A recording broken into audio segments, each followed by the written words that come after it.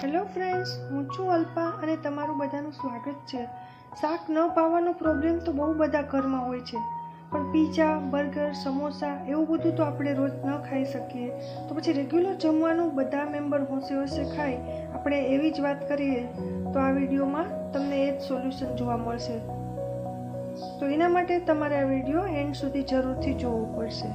તો ચાલો આપણે સ્ટાર્ટ કરીએ.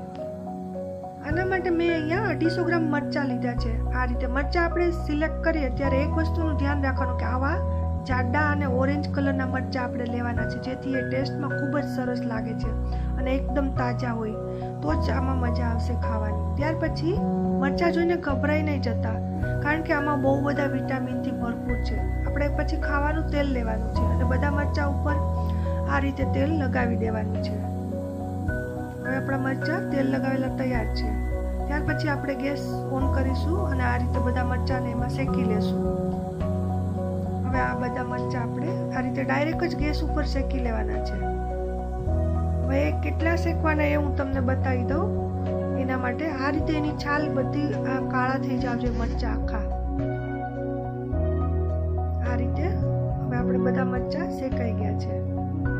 આપણે તેલ લગાવવાનું કારણ આ જ હતું કે આપણે એની છાલ આરામથી ઉતારી શકીએ. હવે આપણે મરચાં છે એની છાલ છે ને આ રીતે આપણે ફોલી લેશું એક અલગ પ્લેટમાં. બહુ આસાનીથી એની છાલ ઉતરી જાય છે. હવે આ બ્લેક છાલ ઉતરી ગઈ. હવે ઓરેન્જ મરચાં ખૂબ જ સરસ લાગે છે દેખાવામાં, જોઈને જ ખાવાનું મન થઈ જાય એવા. હવે આપણે એને આ મરચાં છે એમાં આ રીતે ચીરો પાડી અને એને બે ભાગ કરી દેશું. અને આપણે આમાં જે અંદર બી છે, આ રબવાળો ભાગ છે, આ બધું આપણે નીકાળી દેવાનું, જેથી મરચાંમાં જરા પણ તીખાશ ન રહે. અગર આ રીતે ન ફાવે તમને તો પછી તમે એના બે ટુકડા કરી લેવાના મરચાંના.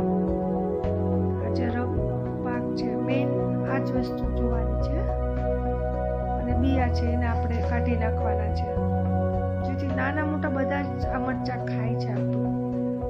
કેમ કે તીખા સેજ પણ નથી લાગતા અને આપણે એને ડાયરેક્ટ ગેસ ઉપર શેક્યા છે, તેથી એની સુગંધ પણ ખૂબ જ સરસ આવે છે. આ રીતે તમે જોઈ શકો છો કેટલા બધા બી અને આ રબનો ભાગ નીકળી ગયો છે. હવે બધા મરચાં આપણા તૈયાર છે. ફ્રેન્ડ્સ, તમે જરૂર ચોક્કસ આ રેસીપીને ટ્રાય કરજો તમારા ઘરે.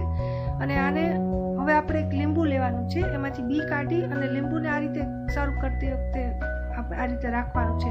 જ્યારે જમવા બેસીએ ત્યારે અને એમાં એ વખતે જ લીંબુ નાખવાનું છે. તમે જરૂરથી આ રેસીપીને ટ્રાય કરજો અને તમારા ગ્રુપમાં શેર કરજો અને ચોક્કસથી કમેન્ટ કરીને કહેજો. ન ગમે તો પણ કહેજો. અને તમારો બધાનો ખૂબ ખૂબ આભાર. Thank you so much.